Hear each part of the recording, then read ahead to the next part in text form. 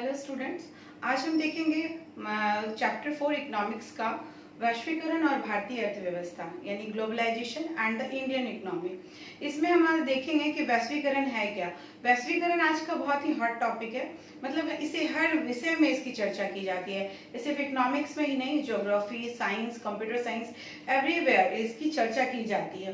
तो आज हम जानेंगे वैश्वीकरण क्या है। सबसे पहले ये जानते हैं, आजकल आप देख रहे हैं इतने सारे प्रोडक्ट्स, चाहे वो खाने पीने की चीजें हो, कपड़े हो, मोबाइल हो, टेलीफोन, हर एक तरह की जो चीजें हैं, इलेक्ट्रॉनिक सामान हमारे पास वो सब उपलब्ध हैं। जो दुनिया के किसी भी कोने में लोगों को चाहिए वो आज मिल जाता है। तो वैश्वीकरण के चलते क्या हुआ है, हमें वस्तुओं और सेवाओं का विशाल भंडार मिला है। उसके साथ ही साथ बाजार भी विस्तृत हुआ है। वैश्वीकरण की प्रक्रिया के चलते तरह तरह के नए नए बाजार सामने उभर के आए हैं।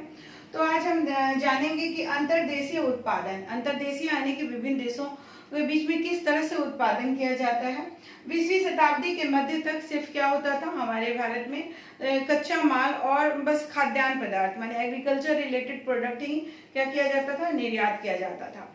लेकिन जब बहुराष्ट्रीय कंपनियां 1991 में हमारे यहाँ क्या आया, उदारीकरण आया, यानी कि हमारे बाजारों को क्या किया गया, विदेशी अर्थव्यवस्था के लिए भी खोल दिया गया। तो बहुत सारी बहुराष्ट्रीय कंपनियां आई। बहुराष्ट्रीय कंपनियां वो कंपनियां होती हैं जिन पर मतलब एक से अधिक देशों में उत्पादन पर नियंत्रण होता है तथा स्वामित्व होता है। यानी कि एक से अधिक देशों में वो क्या करती हैं, उत्पादन पे नियंत्रण, कंट्रोल करती, किस तरह से उत्पादन करना है, क्या उत्पादन करना है। और उसके साथ साथ वो स्वामित्व भी, बहुत सारी कंपनियों के मतलब वो मालिक भी होती हैं बहुत सारे छोटे छोटे उद्यमों का। तो इसमें उदाहरण के लिए आप देख सकते हैं कि अमेरिका की कोई मल्टीनेशनल कंपनी है, वहाँ के रिसर्च लैब में क्या किया जाता है, डिजाइन तैयार किया जाता है कोई भी चीज का, मान लीजिए मोबाइल का या फिर कार का, उसका डिजाइन तैयार किया जाता है।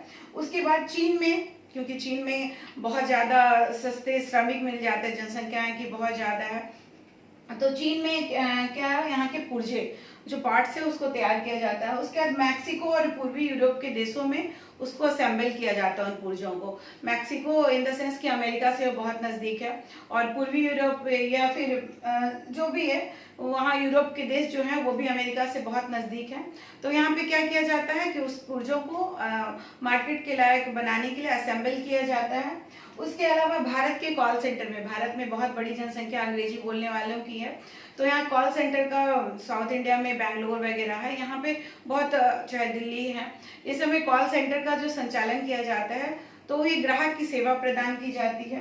इस तरह से हम देखते हैं कि ये क्या है, बहुत ही जटिल प्रक्रिया है कि एक देश में एक जगह पे क्या है, यहाँ पे क्या हो रहा है, उत्पादन नहीं हो रहा है, विभिन्न देशों में उत्पादन की प्रक्रिया हो रही है और विभिन्न तरह से उत्पादों को असेंबल किया जा रहा है, डिजाइन किया जा रहा है। तो ये एक तरह से क्या है, जटिल उत्पादन प्रक्रिया है। लेकिन जो बड़ी बड़ी मल्टीनेशनल कंपनियां या बहुराष्ट्रीय कंपनियां होती हैं, उनको इसमें क्या 50 से 60% की बचत होती है। वो वहीं पे सेटअप करती है जहां पे उनको लाभ अधिक से अधिक मिले और क्या हो, बचत ज्यादा से ज्यादा हो। उसके बाद फिर हम देखेंगे विश्व भर के उत्पादन को एक दूसरे से किस तरह से ये कंपनियां जोड़ती हैं। तो बहुराष्ट्रीय कंपनियां वहीं पे स्थापित की जाती हैं जहाँ पे बाजार क्या होता है, नजदीक होता है, अच्छे खासे लोग वहाँ पे खरीदारी कर सके उन चीजों की। उसके अलावा कम लागत पर कुशल और अकुशल दोनों तरह के श्रमिक मिले, कम लागत पे ही मिल जाए यहाँ इंडिया और चाइना वगैरह में, इसलिए ये ज्यादा स्थापित की जा रही है अभी, क्योंकि यहाँ की जनसंख्या बहुत ही ज्यादा है। तो यहाँ श्रमिक बहुत सस्ते और बहुत कम कीमत पे काम करने के लिए तैयार हो जाते हैं। उसके अलावा उत्पादन की साधन सरलता से उपलब्ध हो, यहाँ पे जो है हमारे पास कच्चे माल या फिर भूमि या ये सब है बहुत आसानी से उपलब्ध हो जा सकते हैं यहाँ पे चाइना और इंडिया या दक्षिण एशिया के भागों में। उसके अलावा इन लोग क्या देखते हैं कि सरकारी नीतियां, जो सरकारी नीतियां अगर कठोर पॉलिसी अपनाती है, जैसे आप उत्तर कोरिया का उदाहरण ले लें, वहाँ तानाशाही है, या फिर और भी कहीं देश जहाँ पे लोग की नीतियां कंपनियों के फेवरेबल नहीं होगी, तो वो वहाँ पे अपना ये सेटअप नहीं करेंगे उत्पादन का जो है साधनों को। तो इस तरह से सरकारी नीतियां भी उनके अनुकूल होनी चाहिए। तो इन सब चीजों को देखने के बाद वो क्या करते हैं, दो तीन तरह से उसमें निवेश करते हैं। पहला क्या है, परिसंपत्तियों में निवेश, यानी कि वहाँ जिस भूमि को खरीद करके या फिर भवन को खरीद के, मशीन वगैरह में पूंजी लगा करके इस तरह से वो निवेश करते हैं, डायरेक्ट निवेश करते हैं, तो इसको फॉरेन डायरेक्ट इन्वेस्टमेंट या प्रत्यक्ष विदेशी निवेश कहा जाता है। उसके बाद दूसरी तरह से क्या करती है, स्थानीय कंपनियों के साथ मिल करके उनके मान लीजिए 50-50 शेयर खरीद लिए या फिर उससे ज्यादा या कम शेयर खरीद के या फिर पार्टनरशिप करके वो क्या करती हैं, उत्पादन करती हैं। उसके बाद क्या है, स्थानीय कंपनियों को खरीद करके, यानी कि जो कंपनियां घाटे में चल रही हैं उन कंपनियों को खरीद करके उसमें नई टेक्नोलॉजी वगैरह डाल करके उसमें उत्पादन शुरू कर देती है। इसमें एक उदाहरण देख सकते हैं आपके बुक में जो दिया गया है, कारगिल फूड नाम की कंपनी ने क्या किया, अमन फूड को खरीद लिया, उसके बाद उसमें इन्वेस्ट करके फिर ज्यादा से ज्यादा उसमें प्रोडक्ट वो निकालने लग गई और वो फिर बहुत ज्यादा प्रॉफिट कमाने लग गए। उसके बाद फिर हम देखते हैं उत्पादन पे किस तरह से नियंत्रण करती है। उत्पादन पे नियंत्रण इस तरह से करती है कि मान लीजिए बहुत सारे छोटे छोटे उत्पादक हैं, उनको उतना बड़ा बाजार नहीं मिलता है, तो उनको क्या करती है, बहुराष्ट्रीय कंपनियां उन्हें ऑर्डर दे देती हैं कि ये चीज का इतना बना करके आप हमें दीजिए और अपना नाम पे वो टैग लगा करके, मान लो आप कोई ब्रांडेड शर्ट ले रहे हैं जैसे लिवाइज है या फिर और भी कोई भी कंपनी का जो मल्टीनेशनल कंपनी के जूते हैं, ये सब क्या है वो लोकल लेवल पे तैयार की जाती है और उस पे मल्टीनेशनल कंपनी क्या करती है, अपना टैग लगा देती है। इससे वो उसकी क्या होती है, ब्रांड वैल्यू बढ़ जाती है, वो फिर बहुत महंगे मिलने लग जाते हैं। तो इस तरह से भी उत्पादन का वो नियंत्रण करती है और वो ब्रांड का नाम दे करके वो खुद स्वयं बेचती है। तो उसके बाद हम देखेंगे विदेशी व्यापार और बाजारों का एकीकरण। विदेशी व्यापार में क्या होता था कि जो भी चीज है उसका निर्यात होता था एक जगह से दूसरी जगह, या फिर जो जरूरत के सामान है उसका आयात होता था। तो इस तरह विदेशी व्यापार में वस्तुओं का आयात और निर्यात से क्या होता था, देशों का एकीकरण होता था। हमारे यहाँ जो ईस्ट इंडिया कंपनी अंग्रेजों द्वारा आई तो उन्होंने व्यापार के ये से ही यहाँ पे आना शुरू किया था और धीरे धीरे उन्होंने क्या किया कि पूरे देश पे कब्जा किया। अब हम देखेंगे कि वैश्वीकरण क्या है, वैश्वीकरण या फिर ग्लोबलाइजेशन क्या है। इसमें क्या है, विभिन्न देशों के बीच परस्पर संबंध तथा तीव्र एकीकरण की प्रक्रिया। या इसमें आप देख सकते हैं कि किस तरह से अलग अलग देशों में उत्पादन हुआ। तो ये क्या है, वैश्वीकरण क्या है, विभिन्न देशों के बीच परस्पर संबंध, यानी कि मैक्सिको से भी संबंध है, चाइना से भी संबंध है, यूरोप के देशों से भी संबंध है। तो मल्टीनेशनल कंपनियां क्या करती हैं, विश्व के सभी देशों में जहां उन्हें दिखे कि ज्यादा प्रॉफिट हो तो उनसे ये परस्पर संबंध बनता है और बहुत ज्यादा मतलब संचार के माध्यमों से, परिवहन के माध्यमों से क्या हो रहा है, बाजार बहुत ज्यादा एकीकरण होते जा रहा है, मिलते जा रहा है। तो इसमें आप उदाहरण में देख सकते हैं हमारे यहाँ इंडिया में भी जो फोर्ड मोटर कंपनी है उन्होंने 1995 में निवेश किया भारत में, महिंद्रा ग्रुप के साथ टाई अप करके चेन्नई के पास प्लांट स्थापित किया और 2004 तक 27,000 कारों को वो बेच चुकी थी। वो कहाँ कहाँ बेची, वो अपने कारों को अमेरिका, दक्षिणी अमेरिका के देशों में, ब्राजील, मैक्सिको और उसके बाद अफ्रीका के कुछ देशों में, इस तरह से उसने बहुत सारे कारों का एक्सपोर्ट वगैरह भी किया और बेचा।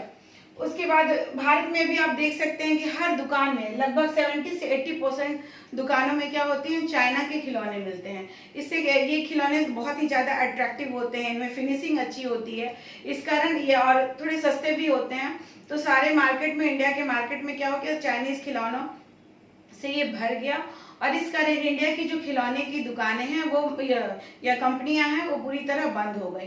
तो इस तरह से हम देख सकते हैं कि वैश्वीकरण से जहां जो भी उत्पादक है अब कम कॉस्ट में और अच्छी प्रोडक्ट देगा तो उसका क्या होता है, ज्यादा फैलाव होता है। वैश्वीकरण को संभव बनाने वाले कार्य क्या क्या होते हैं। वैश्वीकरण को संभव बनाने के लिए सबसे ज्यादा जरूरी है विज्ञान और प्रौद्योगिकी का विकास। साइंस एंड टेक्नोलॉजी जितनी ज्यादा मतलब डेवलप होगी तो कॉस्ट किसी भी चीज के प्रोडक्शन का उतना कम होते जाएगा और नई नई चीजों का आविष्कार होगा। तो नए चीज मार्केट में आएंगे तो लोगों को ज्यादा लुभा पाएगी। तो इसके आज से हम लोग 20 साल पहले, 25 साल पहले मोबाइल के बारे में सोच भी नहीं सकते थे, लेकिन आजकल घर घर में मोबाइल होता है। उसके अलावा परिवहन प्रौद्योगिकी का विकास। आजकल ये परिवहन प्रौद्योगिकी इतनी फास्ट, हवाई जहाज में भी तरह तरह के कार्गो विमान वगैरह बनते हैं, तो एक जगह से दूसरी जगह बहुत ही जल्दी सामान को क्या पहुंचाया जा सकता है। कंटेनर का भी जो विकास हुआ, उससे पहले कंटेनर नहीं होता था, जिससे सामान बहुत टूट फूट जाते थे। कंटेनर होने से माल ढुलाई में भी बहुत आसान होने लगा। तो यह परिवहन में भी प्रौद्योगिकी आई। उसके अलावा सूचना और संचार प्रौद्योगिकी, इससे सभी मतलब परिचित हैं। दूर संचार है, जो इतने सारे सैटेलाइट वगैरह वो स्थापित किए गए हैं। उसके अलावा कंप्यूटर, इंटरनेट, इन सब से क्या है, तुरंत ही हर चीज का डिलीवरी या फिर मैसेजेस वगैरह फटाक से पहुंच जाते हैं। इसका उदाहरण हम दे सकते हैं कि लंदन की एक पाठकों के लिए एक मैगजीन जो दिल्ली में छपनी होती है ना, यहाँ दिल्ली में समाचार पत्रिका की डिजाइन की छपाई की जानी होती है। तो इसके लिए इंटरनेट के माध्यम से क्या होता है कि लंदन का जो कार्यालय है वो उसको क्या करता है, यहाँ पे दिशा निर्देश देता है। तो लंदन के कार्यालय से उसे निर्देश देता है और जो छपाई दिल्ली में फिर होती है, उसके बाद फिर क्या होता है, ये वायु मार्ग से क्या भेज दिया जाता है पत्रिका को फटाक से। उसके बाद इसका जो भुगतान होता है दिल्ली वाले ऑफिस में, ये किससे हो जाता है, इंटरनेट बैंकिंग से हो जाता है। यानी कि एक जगह बैठे बैठे ही सिर्फ बहुत सारे काम क्या किए जाते हैं, इसमें संभव हो जाते हैं। इसके बाद हम लोग अगले भाग में चर्चा करेंगे विभिन्न एस्पेक्ट का।